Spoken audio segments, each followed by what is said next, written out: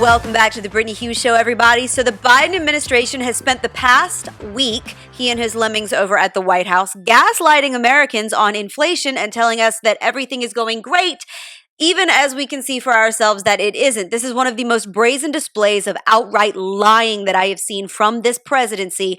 And quite frankly, that is saying something, considering that for the last 2 years, basically, all we've gotten from this White House is untruth after untruth after untruth. This one really takes the cake, however, because apparently this administration genuinely believes that you and I are so stupid that not only can we not see what's happening right in front of our faces, we can't see what's happening to our own wallets, to our own bank accounts, and to the bills that are hitting our kitchen tables. So, according to the White House this week, prices aren't going up.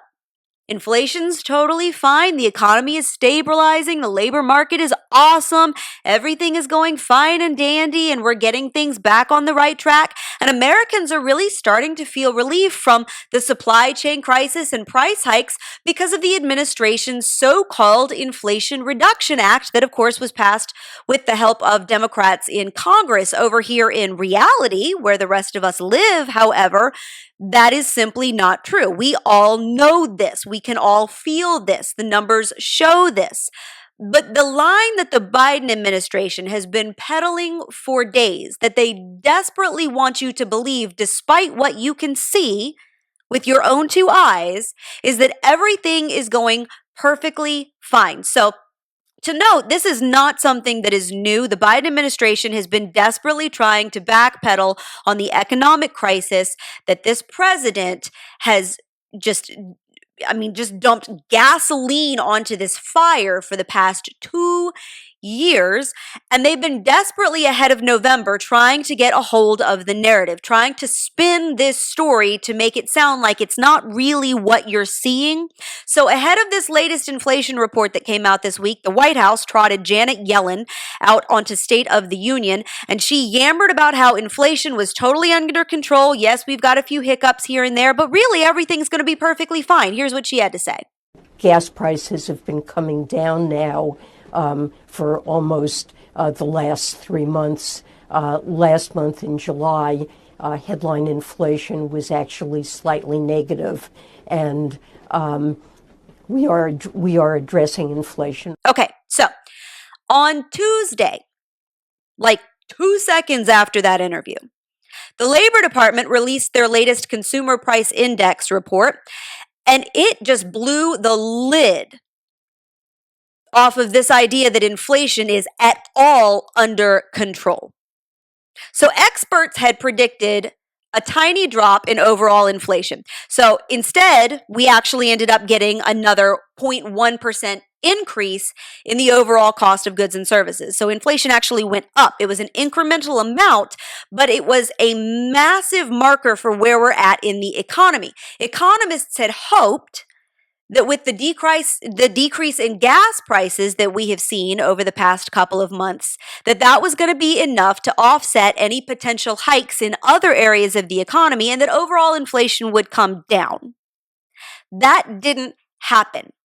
By the way, the only reason that we didn't see an increase higher than 0.1% is because gas prices did come down a little bit. Everything else went up. Like everything else went up. Housing went up, grocery costs went up, the cost of electricity went up, the cost of cars went up.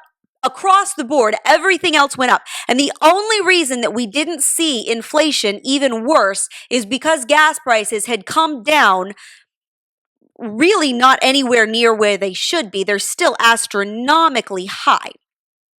But here's what we did see.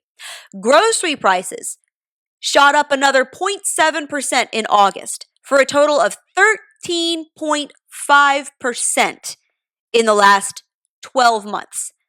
The food you're buying at the grocery store is up more than 13% over what you were paying this time last year.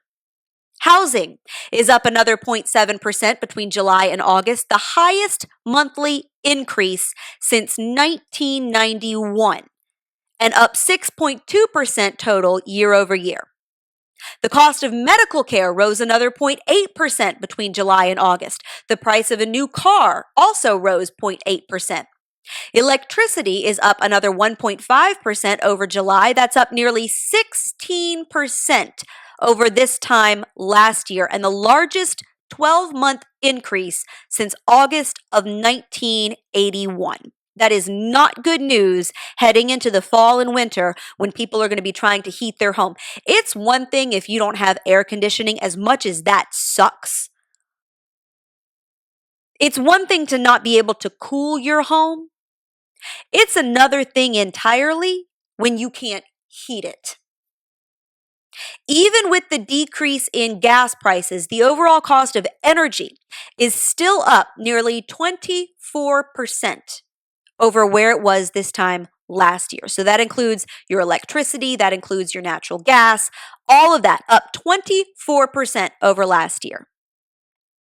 This is not good news, not even in the slightest, no matter what this harebrained administration wants you to believe and the lies that it's willing to spew. Gas prices are still at $3.71 a gallon nationwide. That's $1.18 more than on the day Joe Biden took office in 2020 and $1.85 more than the lowest gas prices under Donald Trump.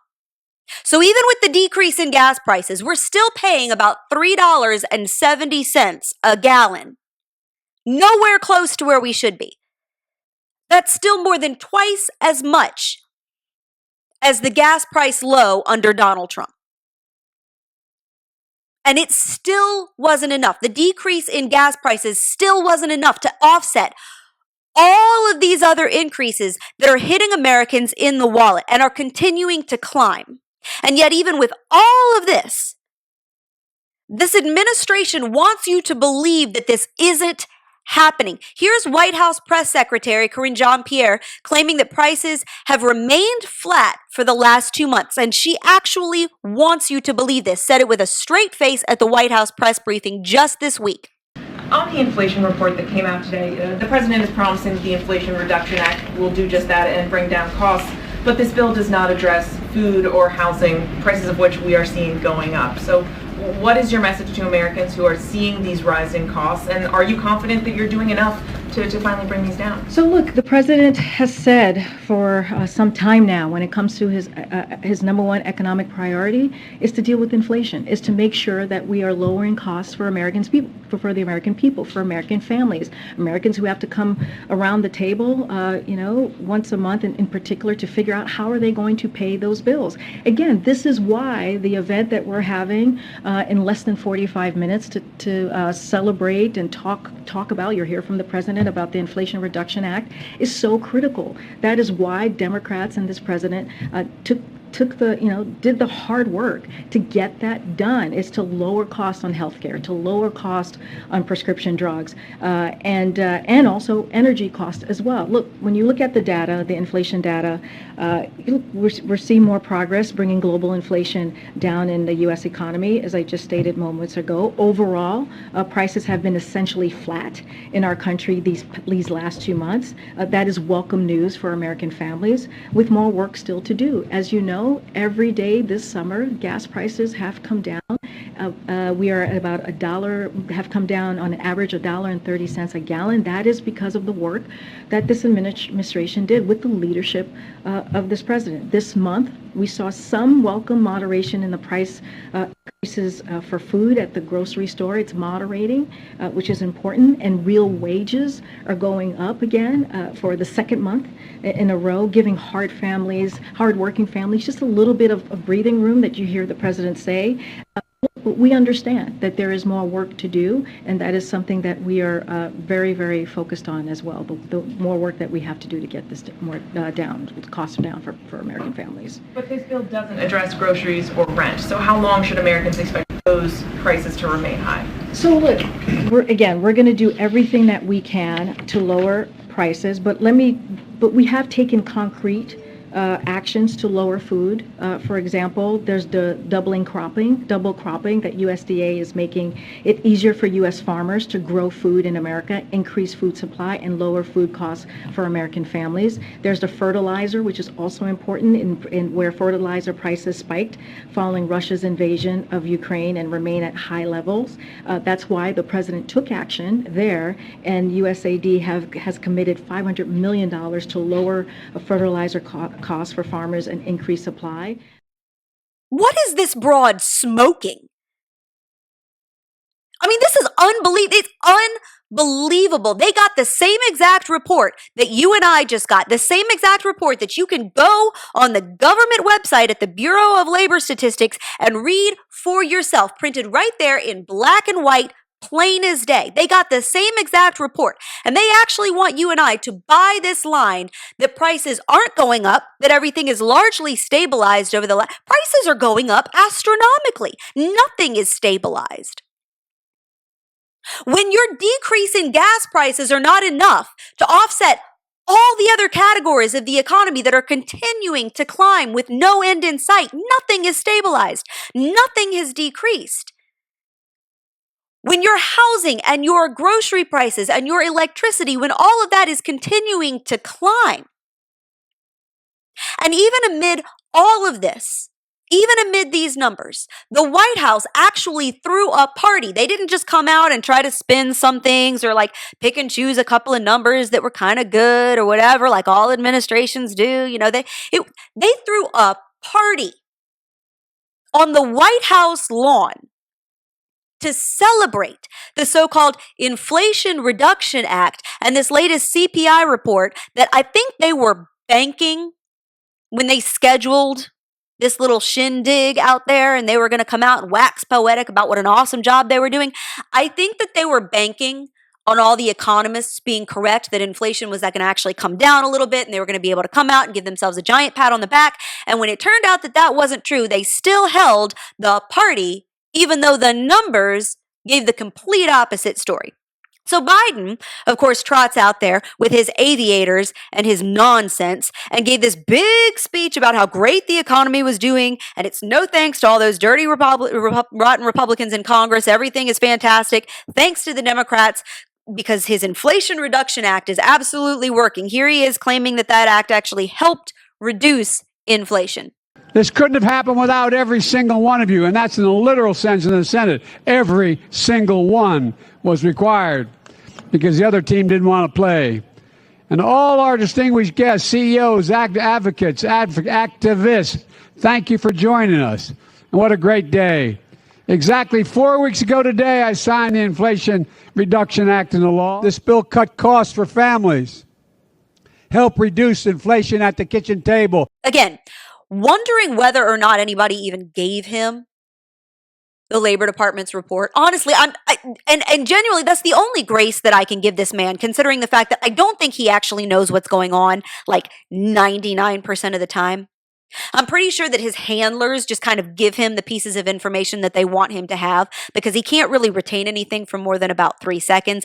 Lord knows that he can't, speak intelligently in front of a teleprompter, even when the darn thing is on and he's reading from it. So whether or not he was even aware of the latest report, that's pretty much anybody's guess. It is a little bit funny, though, not ha-ha funny. Of course, it's tragic for all the rest of us, but a little bit ironic that at the same exact time that Joe Biden was blathering on about the Inflation Reduction Act and what a bang-up job it's been doing to reduce inflation, even though none of that is true, the CPI report that had come out on the same exact day had triggered a stock market tumble. Tuesday marked the single worst day for the stock market since Joe Biden took office. The Dow Jones Industrial Average fell about 3.94%. The S&P 500 dropped 4.32%. The NASDAQ went down 5.16%. Why? Well, optimistic investors had assumed that inflation had peaked. Everybody thought, well, this is it. We have reached the worst of the worst. Everything's going to start coming down. The Feds have raised interest rates a little bit. We're going to have a soft landing. Everything's going to be fine. We're just going to kind of bring it down. Everything's going to cool off very slowly. That didn't happen. Now, of course, some on the left are trying to split hairs and saying, well, look, yeah, inflation went up a little bit, but it was 0.1%. What's the big deal of 0.1%? It's not like that's that much. Here's the problem. It wasn't so much the overall number that now has investors terrified. It's the fact that inflation has now hit all corners of the economy. You have to look at what's actually being inflated to really understand the depth of this and the problem that we're now facing. So core inflation was up another 0.6%. Now, core inflation is all the inflation that does not include all of the economic categories, that does not include gas and food. So those are the things that tend to fluctuate with the most volatility, right? When you take those things out, other goods and services, that's your core inflation. So core inflation was up even more. And now that is a marker that not only are the more volatile areas of the economy still swinging, but now the things that are typically more stable, those are increasing too. And that's not likely to stop anytime soon. This means that inflation is likely here to stay. It's not going to be curtailed easily. It's infected all corners of the economy. There's no peak inflation that we have hit. There's no optimistic, we've gotten there and now we're going to be, it's going to be rapidly followed by this sharp drop and everything's going to be fine. We're just going to kind of come down from the high here. That is a pipe dream that got completely annihilated by this latest report. This type of inflation is driven by consumer demand. When customers have more cash in their pockets and there's not enough supply, this is fueled by a massive shift in the labor market due to COVID. Okay, again, I have said it before a million times and I'll say it again. You cannot turn the economy off like a spigot and just flip it back on and expect everything to go back to normal. When you shut the economy down, when you shut businesses down, when you force people out of their jobs, and then all of a sudden, all of those workers who got laid off or got fired or whatever, when they come back into the labor market and now they have the power to control where they go to work, what wages they want to demand, well, now the entire apple cart has been upset. So now you've got employers competing for employees, and they are raising wages to try to entice workers to come back to their factory or their restaurant or their business or whatever. And in order to meet those wages, they're now having to raise the cost of their goods and services, which then trickle down to the customers. Well, then you've got all of these customers who are out there and their bank accounts are flush with stimulus cash and unemployment money that they got from the federal government and from their state governments in many cases. You hear Joe Biden talking about how Americans have more savings than they had, before his presidency. That very well might be true. It's not because Americans suddenly got really frugal and figured out how to put more money in their savings accounts. It's because the federal government was pumping all of this money trying to keep everything afloat because they had shut down the economy. So you had a whole bunch of people getting all of these government checks with really nowhere to spend it. They weren't going on vacation. They weren't going out to eat. Everything was shut down. So they were pocketing this money. And then when everything got turned back on, now they've got cash to burn. And there's not enough supply to meet it. And you've got workers now demanding higher pay, which is raising the cost of goods and services. All of this ends up fueling a massive spike in inflation, and it's not going away anytime soon. So now that we've completely nixed any hope that this was a temporary issue and that we're going to just solve it with a little bit of an interest rate hike, the sad part here is that economists are now worried that the only thing that's going to cool this down, it's burning way too hot, and the only thing that's going to cool it down is for the feds to raise interest rates so high that it triggers a massive unemployment boom and plunges us into an all-out deep recession.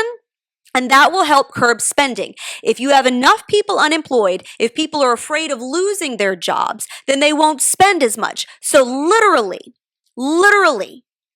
lots of people will have to lose their jobs and their livelihoods to help manage a crisis that was created by the government. Some experts are actually saying unemployment may have to reach as high as 7 to 8%, which is more than twice the 3.5% that it is right now, in order to cool the economy down. Are you hearing what I'm saying? This goes far beyond Joe Biden and what's his fault and what nonsense he's spewing into a microphone. That is a microcosm of the much larger issue here, which is the fact that the government created a crisis, and they're now going to have to create another crisis to fix the crisis that they already started. Are you getting this? Are you getting this? This is big government. This is a classic example of what happens when you have a government that controls everything, that meddles in everything, that wants to run everything. This is the same exact government that the left says should run our healthcare and our entire education system from the top down. You shouldn't be able to homeschool. You shouldn't be able to have private schools. All colleges should be free and controlled, at least in part, by the government. The left wants this same government to control everything about your life. And it's the same government that decided that this virus was so deadly that they swooped in and they saved us all like heroes from ourselves by shutting down the economy, closing business, and then when they flipped it back on and everything went to hell in a handbasket, now it's likely that one of the only ways to deal with it is essentially to bankrupt people to stop them from spending so much money.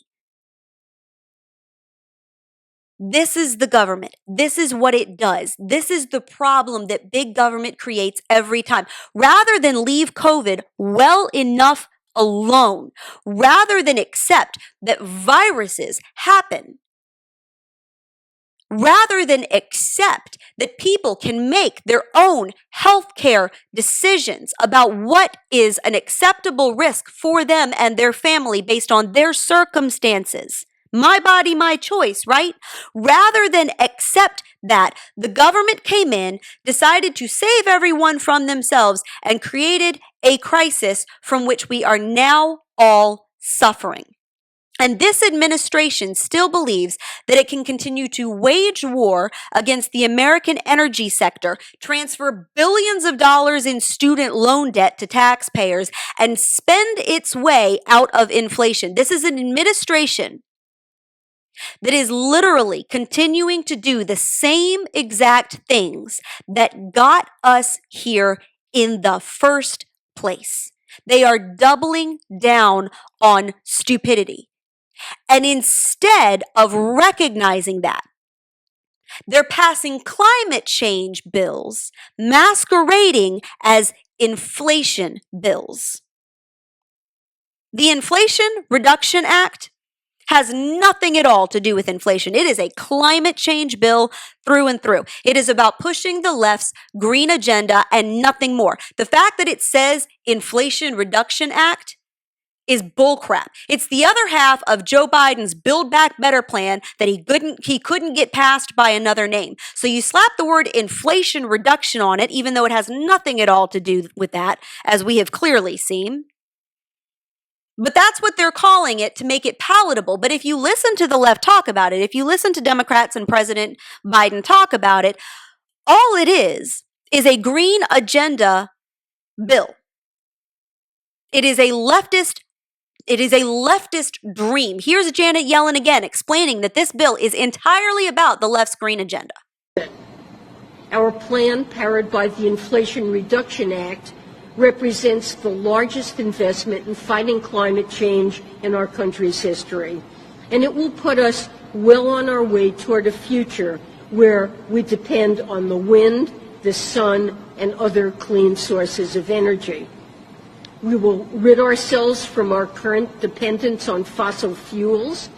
This is not about addressing inflation. This has nothing to do with inflation. That's why inflation isn't getting better. It's not getting any better. You can't find a single Democrat in Congress who can explain how it's going to make anything better or when it's going to make anything better. Fox Digital just went to the Hill and asked every Democrat that they could find in the Senate when and how the Inflation Reduction Act is going to make anything better at all. And you know what they found? That not a single one of them could answer that question. And nobody is buying this line.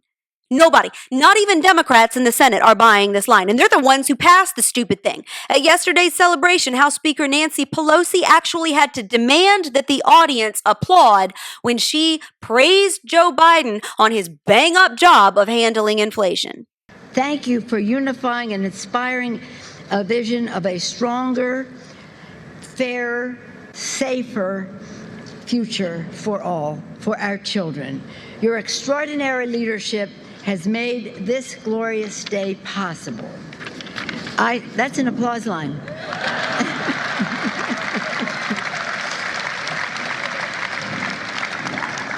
Jill was applauding. And let us salute Leader Schumer, his colleagues in the Senate, for their extraordinary leadership and the success in bringing this bill forward. That's an applause line. Okay, the room was packed with Senate Democrats. That's who was in the audience, packed with Senate Democrats. And they wouldn't even applaud that nonsense. She had to demand that they applaud for that line because even they know that it's bull crap. They know it. And they expect you to believe it. Even CNN could not get behind this. And you know it's bad when CNN looks at Joe Biden and is like, this one's not flying, dude. I'm not really sure where you're at here. Here's CNN actually cutting away from Biden's speech to acknowledge that the stock market was tanking at the same time that he was running his pie hole. Listening there to President Biden at the White House, he's celebrating the passage of the Inflation Reduction Act. He says that he's been fighting Big Pharma for decades. But there is this unfortunate split screen right now with the Dow taking a total beating, down more than 1,200 points. And so it feels like it's hard to be celebratory for some people. I mean, that's pretty bad. That's pretty bad when you have lost CNN, when even CNN has to acknowledge that everything that's coming out of your mouth is complete and total bunk. That's pretty bad. And Americans are not buying it either. Americans sitting there with their head in their hands, staring at their bills, trying to figure out how they're going to make all of this work, doing notebook margin math, trying to figure out, where they're going to pull money out of nowhere. They're not buying this nonsense. There's a poll out from Gallup released just at the end of last week. According to this poll, 56% of Americans now say that inflation is causing them personal financial hardship. That's up 7 percentage points from the 49% that said the same back in January. So between January and now, 56% of Americans now say that inflation is causing them personal financial trouble. Of those, 12% classified their financial hardship as severe. Another 44% said that it was moderate. Of those whose annual household income is less than $48,000, 74% said that they are experiencing moderate to severe financial hardship. 3 in 4.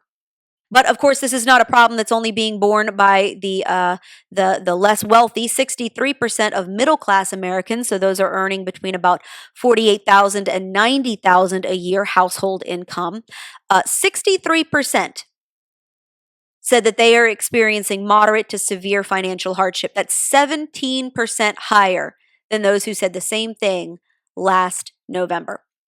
Among those making north of $90,000, 40% now say that they're having personal money problems. That's up from 28% in November. And again, you remember, in some places, $90,000 is not that much. I know in some areas, and I've lived in those areas, in some areas, $90,000 is a mind-boggling amount of money.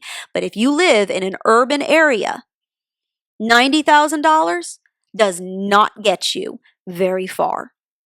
And again, you have to think, if what was supposed to offset the rising cost of all of these goods and services was the decrease in gas prices, if you're somebody that does not rely heavily on a vehicle, if you do live in an urban area, maybe you're a one-car family. Again, I know that doesn't describe everybody. I know that, a lot of us living in suburbia or living in rural areas, many of us have 1, 2, 3 vehicles per family. It depends on your situation. And gas prices are crippling, even with the decrease, crippling many American families. I understand that. But if you're somebody that does not rely heavily on a vehicle, maybe you don't even own one, you are still feeling the increase in food and in housing and electricity and all those other areas, and you didn't feel the offset in the decrease in gas prices. All you know is that your bills are continuing to climb higher and higher and higher. And a lot of those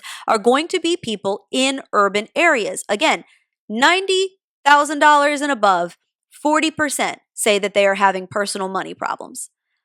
So put in layman's terms, if 56% of a country with about 330 million people say that they are struggling financially, that's about 185 million Americans, including 3/4 of those who Democrats claim to care the most about, which is those making under $48,000 a year.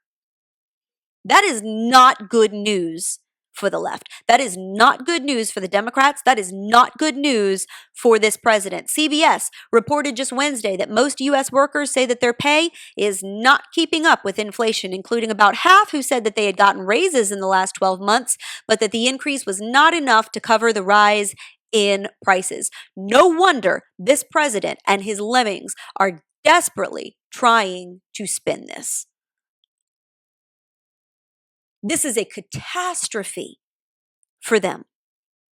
And I guarantee you that they headed into Tuesday, thinking that they were in the clear, that they were going to be able to trot out the latest CPI report, things were going to be turning in the right direction, everything was going to be looking up, and their butts were saved. Their fat was pulled out of the fryer. And when it turned out that that wasn't true, they had to lie directly to our faces about what we can see clear as day is going on. And Americans are not buying it.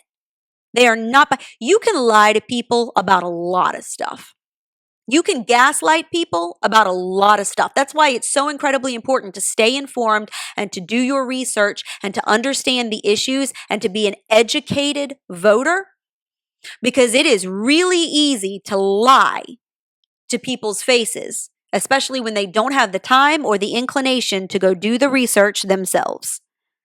But when it comes to their wallets, when it comes to the money that they can see coming in and out of their bank account every single month, when it comes to the bills that they're having to stroke checks for, it's really hard to lie to them about that.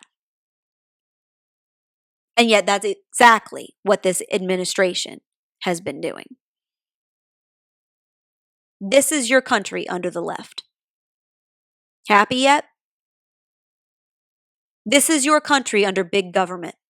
Big government that decided to trot in, and I will say this until I'm blue in the face. I believe that President Donald Trump was good for an awful lot of things. I think that he did a lot of good for this country in a lot of ways. But to the end of my days, I will fault him for the role that he did play in the COVID debacle and allowing certain experts to come trotting out, giving all kinds of bullcrap, bogus advice about how we needed to shut everything down. Now, I fault state and local governments. They had their role to play, and I know that they came down heavy-handed, especially in a lot of blue areas. I understand that. But a lot of this started under Trump. Now, Joe Biden bears the brunt of the blame for dumping gasoline on this fire, for continuing to pump stimulus money into this economy, for continuing to extend federal unemployment, and now forgive billions of dollars in student loan debt, forgive, i.e. transfer to other people, and continue to do the very things that landed us in this situation in the first place. That is 100% on him. His butt is in the chair, so he's the one that now gets to answer for it. And this is your country under the leftist big government that claims to solve all of your problems, save you from yourself, and ends up creating crises that cripple us for years to come. But hey, no mean tweets, right? We don't have any money. We don't have any cash. Got a lot of bills, no money. But we don't have any mean tweets and nobody's sensitive baby feelings are getting hurt. With that, that's the Brittany Hughes Show for today, you guys. I will see you back here next Thursday. Make sure you head on over to iTunes and hit the subscribe button to make sure you never miss an episode. You can find brand new episodes, full-length episodes on Instagram, Facebook, YouTube, and Rumble. I will see you back here next Thursday. Have a blessed weekend.